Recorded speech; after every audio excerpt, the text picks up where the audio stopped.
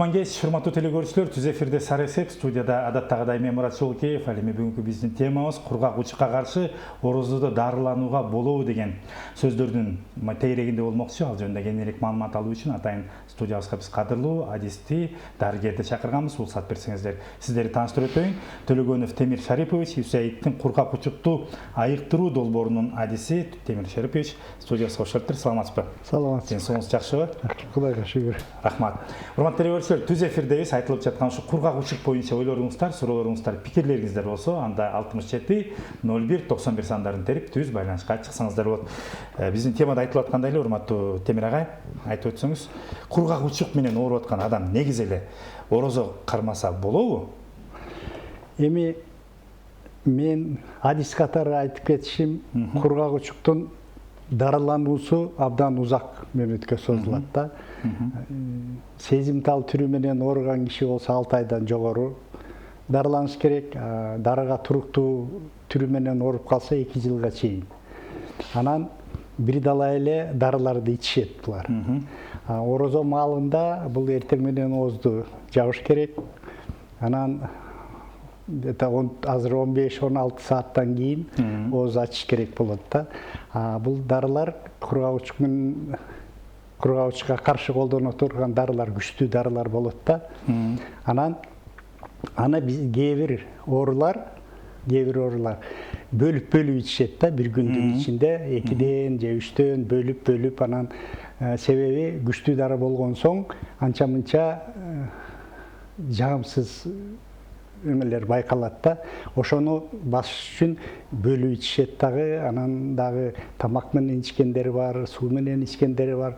Ошондуктан кургак учук менен жабыркаган ооруларга, дарыланып аткан ооруларга мен кеңеш берет элем, орозо тутпай эле.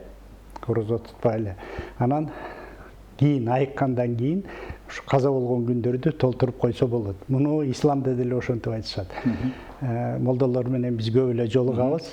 Алар мындай деп айтат да, эгерде орозо кимдин любой жарандын ден соолугуна зыян келтире турган болсо, оорукчал адам болсо, анда орозону кармабай койгонго уруксат, бирок айыгып кеткенден кийин жана каза болгон күндөрдү толтуруп коет деп. Мен сиздин сөзүңүзгө толугу менен кошулуп кетем. Мынакей жакын күндөрү эле Кыргызстан мусулмандар дин башкармалыгы дагы ушул эмдөө боюнча азыр дүйнөдө вакцинация жүрүп атпайбы COVID-19 каршы? Алса болот деди, эч кандай оозу бек адамдар болсо оозу ачылып кетпейт, эмдөө жүрө берет. Андан тышкары сиз айткан сөздү да алар толуктап кетишти муфтият тарабынан. Эгер өнөкөт оорулары болсо, сөзсүз түрдө орозо кармабастан дарылануу уланта бериш керек деп. Бул ден соолукка пайдалуу. Орозонун өзүнүн да мааниси бар. Сөзсүз түрдө орозону кыйнамашыбыз керек. Эгер ден соолук начар болсо, кармабай деле, тутпай деле койсо болот. Айыккандан кийин кармаса болот. Мынакей айтыңызчы, кургак учук оорусу бул чындыгында эле бул социалдык оору болуп саналат. Өнөкөттүү оору болуп саналат. Кыргызстанда бул боюнча азыркы мезгилде абал кандай? Эми жылда эле Кыргызстанда 5000–5500 жаңы учурлар катталат. Ушу 20-жылга чейинкини айтып атам да, 20-жылды өзгөчө жыл болуп калды билесиздер. 5–5,5 оору катталат. Ошонун ичинен 56% 18 жаштан 44 жашка чейинки жарандар ооруп атат да. Демек баягы жумушка иштей турган, үй бүлөсүн багып турган адамдар ооруп атат. 56%, значит, где-то 5,5ден 56% болсо канча бир 2,5–3 миң болот да. Анан жаш балдар менен өспүрүмдөр 600-дүн тегерегинде катталат да жылда жаңы учурлар. Анан тилекке каршы 400гө жакын адамдар бул оорудан дүйнө салат. Бул Кыргызстанда? Кыргызстанда эле. 400 адам бир жылда. Бул өтө эле көп экен да. Көп, эми бул көп нерсеге байланыштуу да. Социалдык факторго көбүнчө болуш керек, Бул эми мындай болот. Оорунун жугушуна дегеним байланыштуу болот. Качан кайрылды? Дарыгерлерге качан кайрылды? Себеби белгилерин азыр элдин баары эле билип калды. 2 жумадан ашуун жөтөлүп атса, алсырап атса, түшкүрүп атса, урматтуу көрөрман, азыр мен эфирде туруп да түшкүрүп алдым. Бул эми оор эмес бул. Кургак учукта түшкүрбөйт. 2 жумадан ашуун жөтөл болсо, алсырайт, дене табы көтөрүлөт, 38 градуска чейин андан ашпайт. Анан түнкүсүн тердөө болот. Анан эми дене аппетит жоголгондон кийин анан арыктайт. Ошондой белгилер пайда болгондо эле дароо эле доктурга кайрылып, анализден өтүп, Кайсы доктурларга барыш керек, кайсы дарыгерге? эми любой жаран ушундай эми тилекке каршы ушундай белгилери пайда болуп калса, өзүнүн жашаган жериндеги жакынкы ФАПта болобу, айылда болсо, болбосо шаарда болсо үй бүлөлүк дарыгерлер тобунда болобу, райцентрлерде жашагандар үй бүлөлүк медицина борборунда болобу, шаардагылар ГСВларга барыш керек. А жерден дароо эле анализдерди алат. Анан эртерээк диагноз аныкталса, эртерээк дарылануу башталса, ошондо ийгиликке жетет, эртерээк жетет да.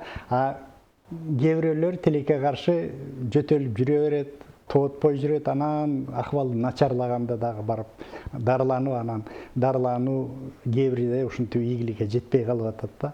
Анан сиз айткандагы экономикалык фактор дагы анча-мынча таасир этет экен, роль ойнойт экен. Себеби жанагы 18 жаштан 44 жашка чейинкилер ооруп калса, балким бир үй бүлөнү бирөө багып атса, ошол киши ооруп калса, анан бала бакырасы ызылдап ачка калса, бул иштебей калды да. Демек ал бала бакыра 1-2 ай дары ичкенден кийин эле кайра өзүнө келет да. Баягы жөтөл басылат, алсыроо жок, дене табы көтөрүлбөй калат, аппетит пайда болот. Анан балдарды багыш керек да. Дарыланууну таштап коюп кетип атышпайбы? Ошондой учурлар да болгон. Анан 1-2 ай иштейт, жакшы эле. Анан баягы өлүп бараткан микробтор кайра жанданып алат дагы, кайра жөтөл башталат, кайра алсырайт, температура болот, түнкүсүн тердейт, кайра келип изилдөөдөн өтсө, анализден өтсө, уже дарыга туруктуу форма болуп калып атат да. 2 жыл дарылашка туура келип атат. Ушул себеп менен дагы бир себеп болуп атат. Бизде Кыргызстанда тилекке каршы абдан эле кеңири жайылып атат, кодулоо менен басмырлоо да. Ага сөзсүз түрдө токтолуп өтөлүк. Себеби кодулоо, басмырлоо деген баягы эгер бир үй бүлөдө ушул кургак учук жугуп калып ооруган адам болсо, андан баягы коомчулук качып, аны баягы эти барга албай, баягы түртүп, сенден жууп калат деген маанидеги жалпак тил менен айтканда. Андан да жаман окуялар бар. Биздин долбоор былтыр февраль-март айларында жаман айтып өтсөңүз. Азыр мисалдарды келтирем. Биздин долбоор былтыр февраль-марттарында Нарын, Жалал Абад, Чүй жана Талас областтарында изилдөө жүргүзүп, сурамжылоо, элдерден сурамжылоо. Ушу кургак учукка байланыштуу да. Эмнеге кантип жугат, анан жанагы мигранттардын үй бүлөлөрү менен жолукканбыз, кургак учуктан айыккандар менен жолукканбыз, кургак учук менен ошол учурда дарыланып аткандардан сурамжылоо жүргүзгөндө ушундай фактылар болгондо, мисал үчүн эми областьта районда айтпай эле коеюн, бир жаш келин, жаңыдан келин болуп төрөп, анан кургак учук менен ооруп калат да.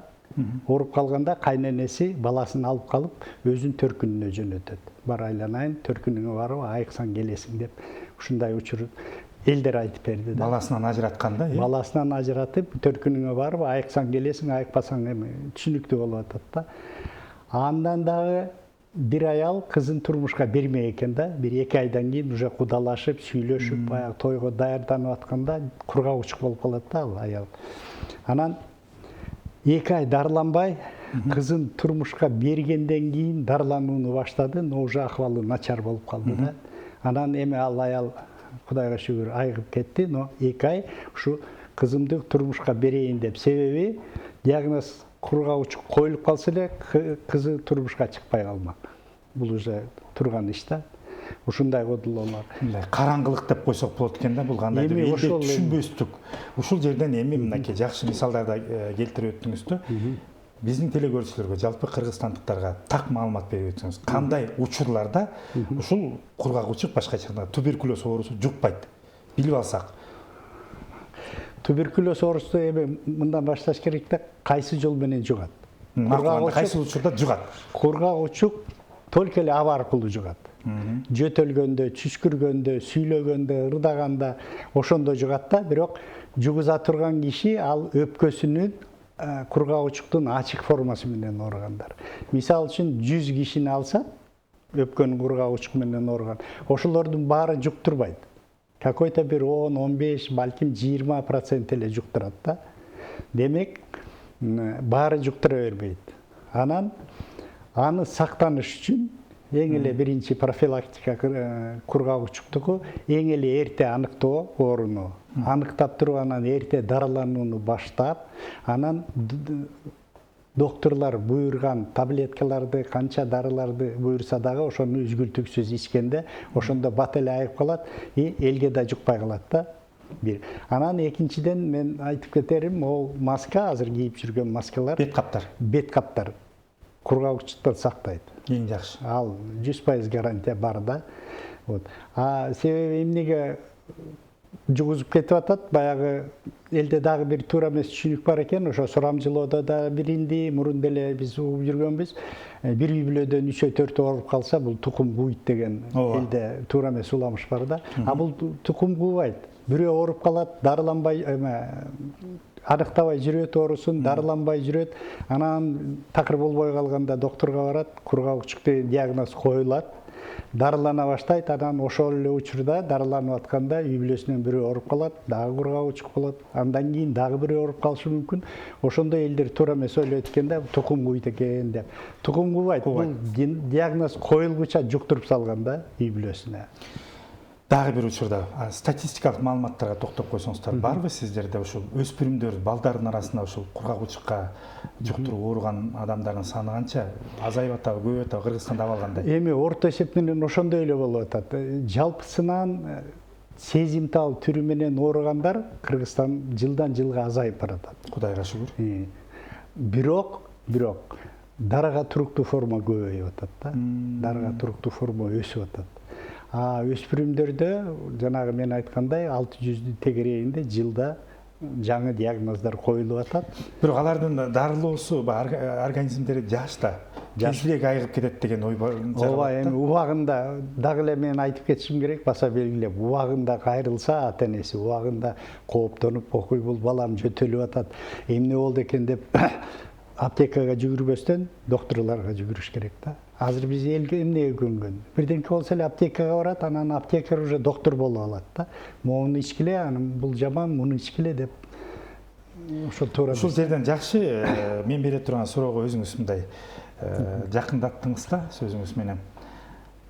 Акыркы мезгилде аптека эмес, биздин карапайым калк дарыгерлерге эмес, табыттарга, элдик дарыгерлерге чуркаган мезгил болуп калды да. Ооба, бар андай учурлар. Ушундай ушул багытта сиздин көп адис дарыгер дарыгер катары айтсаңыз, кургак учукту себеби телеканалдардан жүгүртмөлөр кетип атат, биз баягы айыктырабыз, ушул так гана кургак учукту деп жазылып кетип атат. 100% деп турат. 100% деп турат. Анан ошо элдик дарыгер табыптар болуп атат да. Ишенсек болобу? Жок. Мен дарыгер катары айтып кетерим, кургак учуктан жалаң эле кургак учукка каршы дарылар айыктырат. Только эле ошол. Табыптар балким ал кишинин духун көтөрөбү, настроениесин көтөрөбү, настроение көтөрүлсө, анча-мынча иммунитет көтөрүлөт, көмөк болушу мүмкүн. Ал дагы күмөн да. Кургак учуктан только эле кургак учукка каршы дарылар расмий медицинага кайрылышыбыз керек экен да, туурабы? Сөзсүз. Муну дармекти биздин мамлекет ооруларга бекер. Дарылануучу, дары бекер. Баса белгилеп коюңуз. Диагнозду аныктоо дагы бекер, дарылар дагы бекер, бирок бул оорулар үчүн. Биздин мамлекет өкмөт үчүн бекер эмес. Сатып алышат. Муну долларга сатып алат. Чет өлкөдөн сатып алып келинет да.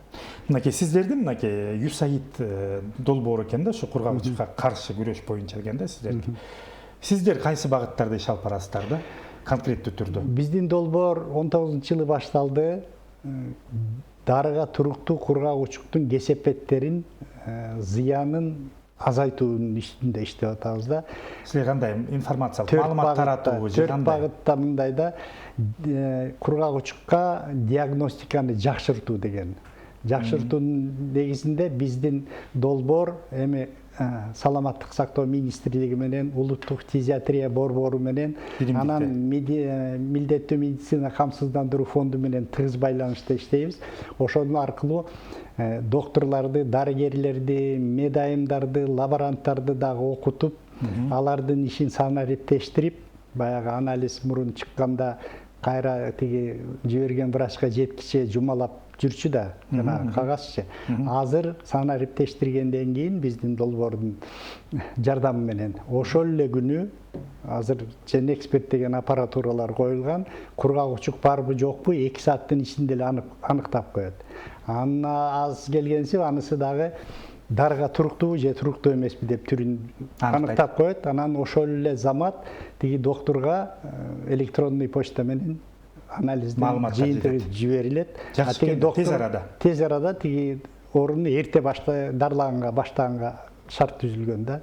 Бир аныктоо. Анан жанагы биз сүйлөшүп кеттик, кодулоо басмырлоо деген биздин дагы бир максат кургак учук менен жабыркагандын жана анын үй бүлөлөрүнө жагымдуу чөйрө түзүүнүн үстүндө иштеп атабыз. Ошон үчүн өкмөт менен дагы жергиликтүү өзү башкаруу бийлик өкүлдөрү менен иштеп атабыз. НПОлор менен иштеп атабыз. Ушу жагымдуу чөйрөнү түзүп, себеби дагы жугуштуу форма менен ооругандагы кургак учук менен ооруган киши сөзсүз ооруканага жаткырылат. 1-2 жума дарылагандан кийин аны утуру текшерип турат. Баягы микробду чыгарып атабы, абага чыгарбай атабы. Микробду чыгарбай калганда эле үйүнө чыгарып коет да. Ал уже коркунучтуу эмес. Демек, биздин арабызда кургак учук менен дарыланып жүрөт деп укса биздин элчи, дарыланып жүрөт деп укса эч кандай кооптонбош керек. Алар такыр жугузбайт да.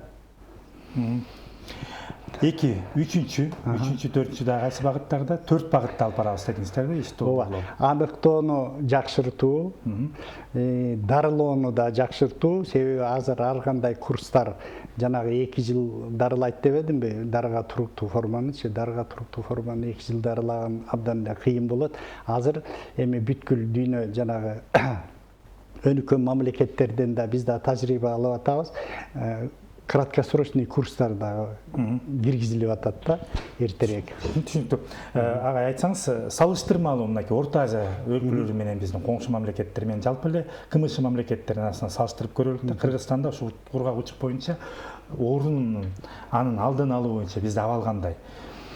Жакшы элебизби? Бизде жакшы эле. Жок, жакшы эле, артта эмеспиз. Артта эмеспиз, жакшы эле. Көрсөткүчтөр жакшы. Көрсөткүчтөр жакшы. Тилекке каршы бирок жанагы дарыга туруктуу форма көбөйүп баратат. Анын себеби эмнеде? Анын себеби дагы ар кандай болуп атат. Жанагы эле өзүнүн ооруп аткан кишинин өзүнүн шалакылыгына да байланыштуу болуп атат. Экономика акыбалга жараша тобокелдикке салып, дагы эле баягы эле кодулоо басмырлоого дагы таштап койгон. Анан дагы аярылуу катмарлар ооруйт да. Жанагы туруктуу жашай турган жери жок, кишилер ооруйт. Ошон үчүн социалдык оору болуп эсептелет да. Ошолор ооруйт. Анан жанагы баңгизатка же болбосо аракечтикке берилип кеткендер ошолор дагы ооруйт. Ошолор дагы көбөйтүп атат да. Сиздердин мынакей жакшы USAID долбоору кыргыз өкмөтү менен биргеликте иштейт экенсиздер да. Кандай мына акыркы мезгилде ушул алдын алуу боюнча сиздердин долбоор кандай иштерди алып бардыңыздар? Мисалы аймактарды кыдырып атасыздарбы? Себеби бардык жерде эле азыр жаз мезгили болуп атат. Сыналгын астында отуруп маалыматты ала алышпайт. Жеринен барып кандайдыр бир үгүттөө, түшүндүрүү иштерин жүргүзөсүздөрбү? Ооба. Биз өзүбүз жүргүзбөйбүз. Биз ар кайсы НПОлор менен медицина мекемелерди дагы мекемелердин дарыгерлерин, мемчи айымдарын биздин адистер окутат. Биздин долбоордо 4 субгрантер деген бар да. 4. Жалпак тил менен түшүндүрүп. Жалпак тил менен бизден грант алат, анан элге маалымат таратат, анан элди да карайт, баягы кургак учук менен ооругандарды. Ошолордун бири Кызыл Жарым ай коому. Мурунку проектте да иштеп келатканбыз. Булар жергиликтүү дарыгерлер менен байланышып туруп, анан баягы 100 кишинин бардыгы эле дарыгердин буйртмасын так аткарбайт экен да. Анча мынча 10 чактысы, 15и бир ичет, бир ичпейт, таштап коет. Анан кээ бирөө диагноз коюлгандан эле баштап ичпейм деп кетип калгандар да бар да. Ошондолорду Кызыл Жарым ай коому фтизиатрлар тизмесин берет. Анан булар ошолордун артынан түшүп, ар бирөөнүн артынан түшүп, ошолорду көндүрүп, ошолорду жол таап, көзөмөлгө алып, эми ошо ийгиликке жеткиргенге аракет кылат да. Уже андай мисалдар көп. Бул долбоор канча убакытка чейин сиздердики? 24-жылдын күзүнө чейин. 19-жылы башталды, 5 жылдык долбоор 24-жылга чейин. Дагы биздин бир субгрантер TB People в Кыргызстане деген, бул абакта жаткандар, кургак учук менен ооруп аткандар, боштондукка чыгаарда дарылануусу бүтпөй калса, TB People'дын социалдык кызматкерлери түрмөдөн чыгып атканда кабар алат алар. Түрмөдө кисинден кабар алат, дарбазадан, түрмөнүн дарбазасынан тозуп алып туруп, ал кишини, боштондукка чыккан кишини, анан гражданский секторго алып барат, учетко койдурат, анан өздөрү дарылануусу бүткөнгө чейин көзөмөлдөп, жөлөп таяп жүрүшөт.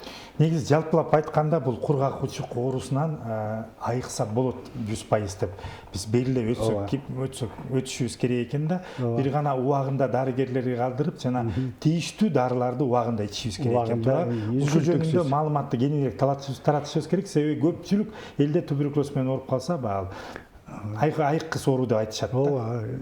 Бул туура эмес түшүнүк да. Туура эмес түшүнүк.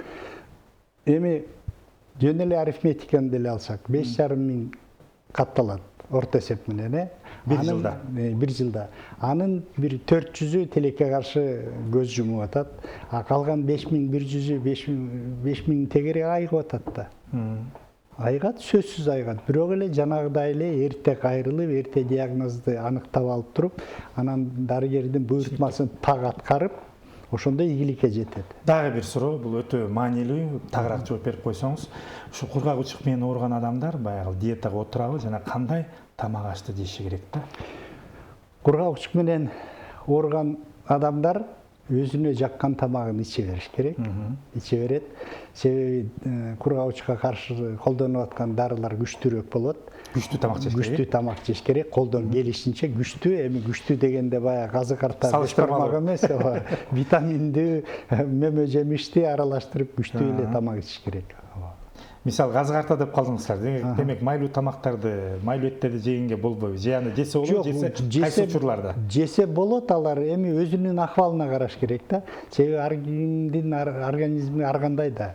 Бирөөнө жагат, бирөөнө жакпай калышы мүмкүн. Бирөөнө балким жана сүт аралаш, сүт азыктары жагабы, бирөөнө балким казы карта жагабы. Ал өзүнүн организмине ар бирөөнө мындай индивидуальный подход жасаш керек. Азыр мынакей Кыргызстан боюнча ушул багыттуу кургак учукту дарылай турган ооруканалардын саны канча?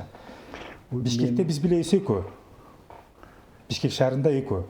Чоң баягы борборлорчу. Ушу фтизиатриялык. Ар бир райондо отделениялер бар. Бөлүмдөр бар. Ар бир ооруканада бирден бөлүмдөр бар. Бишкекте эми улуттук фтизиатрия борбору бар. Андан тышкары Чүй областтык кургак учукка каршы күрөшүү борбору ар бир областта бар. Бул суроолорду берип аткан урматтуу Темир агай. Абалы кандай? Техникалык абалары жана техникалык базасы кандай? Жакшыбы азыр? Техникалык базасы жакшы. Себеби мен биздин долбоордун небесин айтып берейин. Мисалы, райондогу фтизиатрлар жума сайын келип жанагы оорулардын дарылануусун, эми 6 айдан баштап 2 жылга чейин да дарылануусун утур коррекция жасаш керек да. Бирөөнүкү жаманыраак болуп атабы, бирөөнүкү жакшыраак болуп атабы, консилиум дейт да. Сөзсүз келе беришчү да. Биздин долбоордун жардамы менен азыр онлайн консилиум өтүп атат. Санариптештирип туруп эле баягы өкмөттө эле өткөрүп атат го онлайн совещание. Азыр баарыбыз эле онлайн өтүп калбадыкпы? Пандемияга байланыштуу. Так эле ошондой фтизиатрларга шарт түзүп берди да биздин долбоор. Анан ошол ордунан чыкпай эле райондо фтизиатрлар ордунан чыкпай эле ошол жерден эле дарыланууну коррекция кылып, бул ооруга бул таблетка жарабайт экен, тигини бериш керек деп эле ошентип ыңгайлаштырып койду да. Дагы бир маанилүүсү, албетте бул ооруларды айыктыруу үчүн бул оорукананын техникалык базасы эмес, бул дарыгерлердин кесипкөйлүгү. багыттуу аларды баягы окутуп, аларды квалификациясын жогорулатуу үчүн сиздер тараптан негизи эле бул багытта иштер жүргүзүлүп турабы? Себеби өзүңүз айтып атасыз, башка багыттан угалып атат деп. Эми бул не только биздин долбоор боюнча, саламаттык сактоо министрлиги деле эми бизде медицинада ушундай да, ар бир 5 жылы тажрыйбаны жаңылап туруш керек. Жаңылап барып окуудан өтүп туруш керек да. Медицина кызматкерлери. Медицина кызматкерлери жалпы. Андан сырткары азыр биздин долбоордун 2 бригада адистер Баткен областында жүрүшөт. Баткен областында жанагы ГСФ ФАПтын кызматкерлерин, мед кызматкерлерин кургак учукка жакын тааныштырып атат да. Кургак учук менен биз момундай дарылайбыз, анан момундай көзөмөлдөйбүз, диагноз коюлгандан баштап туруп, айыкканга чейин, ийгиликке жеткенге чейин момундай сопровождение болуш керек. Не только медикамент менен, бияктан НПО кошулса жакшы болот эле, докторлор жылуу сөз айтса жакшы болот эле, көмөк болот деп, ошондой семинарлар уже 2-чи жума өтүп атат да. Демек, жемишин берип атайбы ошо семинарлар? Бул эми жаңыдан башталды. Буга чейин Чүй, Нарын, Жалал Абад, Талас областында иштеп келген. Сөзсүз сонун жакшы болуп атат. Жакшы эле болуп атат. Себеби кургак учукту жалгыз эле жанагы ооруп калган жаран жеңе албайт. Анан албетте жалгыз эле жана фтизиатр дарыгер менен кошо дагы жеңе албашы мүмкүн. Биргелешишибиз керек да. Анын үстүнө дагы бир нерсе, үй бүлөсүндөгү баягы адамдарга да кичине мындай бул багытта профилактикалык жанагы маалыматтарды бериш керек да. Бериш керек. Анан үй бүлөсү дагы аны колдоп туруш керек. Ошону айтам да. Себеби баягы Сурамжылоодо дагы бир мисал болгондо кургак учук менен ооруп калды, жугуштуу формасынан күйөөсү ооруп калыптыр. Больницага жаткырды. Аны өпкөсү тазаланганда үйгө чыгарды, эми калган 6-7 айды үйдөн эле дарылана бересиз деп аялы менен беседа өткөрүп, ай бул жугуштуу эмес, коркпогула мындан, мындай десе болбой, үйүнө келгенде аялы аны времянкага чыгарып салыптыр. Горшогунан бери времянкага күндүз эшикке чыгарбай күндүз. Кечинде эшигин ачып берет экен. Ал киши горшогун чыгарып анан деп балдарды таакыр жолотпойт. Анан ошон үчүн үй бүлөсү да колдош керек да. Сөзсүз түрдө эгер адам айыккысы келсе, үй бүлөдө сиз айтып аткандай колдоо болсо, жакшы атмосфера, жагымдуу атмосфера түзүлсө, айыкканга жеңил болот. Ошол да. Бул кургак учук эмес, башка да любой эле оор. Анан жакынкы туугандары, алыскы туугандары, андан кийин коло кошуналары, коңшулары, анан иштеп аткан киши болсо жамааты да колдош керек да. Себеби мындай деле учурлар болгон, баягы кургак учук диагноз коюлду, ал киши айыкты. Анан кайра жумушка барганда ошо начальниктери жумушка кайра ордун бербешке аракет кылат. Ал мыйзамсыз? Ал мыйзамсыз. Ал мыйзамга каршы да, эскеле каршы. Себеби ушул түз эфирден айтып өтсөк болот, биздин дагы кесиптештердин арасында бир ушундай окуя болгон, бирок биз кесиптештер толугу менен колдоп, колубуздан келген жардамыбызды бердик да ал адамга, ооруган адамга. Ал айыгатты, эртең эле айыгатты, Кудайга шүгүр. Аны жөлөп таяп турса, сен жакшы, сен баягы эле биздей элесиң. Только эле бир балекет басты, сен ооруп калдың, ай давай дарылан жакшылап. Анан бизде дагы ошо сурамжылоо жүргүзүп атканда да мындай суроо берчүбүз да. Эгерде кошунаңар ооруп калса, эмне кандай аракет кыласыңар дегенде ошондо элдер дагы ар кандай жооп берет да. Эми басымдуулук көпчүлүгү мен жардам берем, анан кол үзбөйм, түшүнүү менен. А кээ бирөөлөр аны мен сразу эле больницага жаткыргыла деп талап коем дегендер да болгон. Анан балдарымды жолотпойм деген, ошондой эми кодулоо басмырлоонун түрү көп да. Баягы кудалашып аткан кудалар кудалашпай калат экен. Сүйлөшүп аткан жигит кыздар ажырашып кетет экен. Демек, Темир Шарипович, бул жерден сөзсүз түрдө мындай маалыматтыктагы ушул кургак учуктун сиз экөөбүз жогоруда айтып өткөндөй кандай учурда жугат, кандай учурда жукпайт, кеңирээк элге, мындай карапайым калкка таратуу зарыл экен да. Ошондо эгер маалыматы көп болсо, сиз экөөбүз айтып аткан учурлар катталбашы мүмкүн да. Маалымат таратуу боюнча дагы мен айтып кетти элекмин. Кыргызстан айылдык ден соолук комитеттер ассоциациясы бар. Бизде Кыргызстанда канча айыл болсо, ошонун 80% айылдарында айылдык ден соолук комитеттер бар. Алар уже канча жылдан бери элге ушул мен бүгүн айтып өткөн маалыматтарды элге жеткирип атат, брошюра, буклеттерди таратып берип атат. Ошол айылдык ден соолук комитеттер абдан чоң күч да. Где-то 1600 жүрүп атат. Жүрүп атат, бул багытта. Баса берилип кетели, урматтуу телекөрүүчүлөр. Бул кургак учук менен ооруну дарылоо бул бекер экен. Ооруп калган бейтап үчүн бекер. Мамлекет атайын дарыларды сатып алып, сиздердин ден соолугуңуз үчүн кам көрөт экен. Ошол себептен кандайдыр бир агайыбыз айтып өткөндөй, жогоруда айтылгандай белгилер пайда болсо сөзсүз түрдө жакын арада дарыгерлерге барып кайрылышыңыз керек. Себеби бул кооптуу оору, убагында дарылануу менен айыкканга аракет кылбасаңыздар, аягында мынакей бир жылда статистиканы агай айтып атат, 400дөн ашык киши бул дүйнө менен кош айтышып атыптыр да. Тобокелге салбай өмүрүбүздү дыкат көз карашта болушубуз керек экен да. Убактыбыз акырындап соңуна келип жетти, урматтуу Темир Шарипович. Сизге эркин микрофон берейин. Сизди көрүп аткан жалпы телекөрүүчүлөргө кайрылуу айтып кетсеңиз болот. Эми урматтуу жарандар, менин айтарым бир эле. Ушу жанатан бери кеп кылып аттык, ушу кургак учуктун белгилерин билип алган соң, кайсы бир жаранда ушу кургак учуктун белгилери пайда болсо, дароо эле жакынкы жашап аткан адресиңер боюнча жакынкы ГСВ болобу, ФАП болобу, үй бүлөлүк дарыгерлер борбору болобу, докторлорго кайрылгыла. Канча эрте диагноз коюлса, канча эрте дарылануу башталса, анан ошол дарыланууну үзгүлтүксүз дарыларды ичсеңер, сөзсүз кургак учуктан айыгасыздар. Анан кургак учук менен ооруп аткан кишилер араңыздарда жүрсө, алардан эч кандай коркпоңуздар. Алар жугуштуу эмес. Ушуну айтып кетет элем. Анан дагы бир темабызга кайрылып коелук. Бүгүн мынакей кургак учук менен ооруган адамдар орозону тутса кармаса болобу деген болчубуз. Демек, эгер сиздер мындай бир нече айдан бери дарыланып келатсаңыздар, дары ичип атсаңыздар, анда кармабай эле койгонуңуз оң.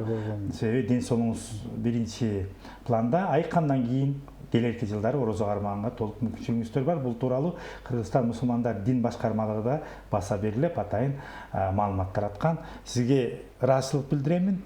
Рахмат сизге. Ишиңизге ийгилик, ден соолугуңуз чың болсун, оорубаңыз. Рахмат. Бирге болсун. Убактыңызды бөлүп келгениңизге ыраазычылык билдирем. Ушуну менен урматтуу телекөрүүчүлөр, биздин программа соңуна келип жетти. Амандыкта, сак саламатта болуңуздар.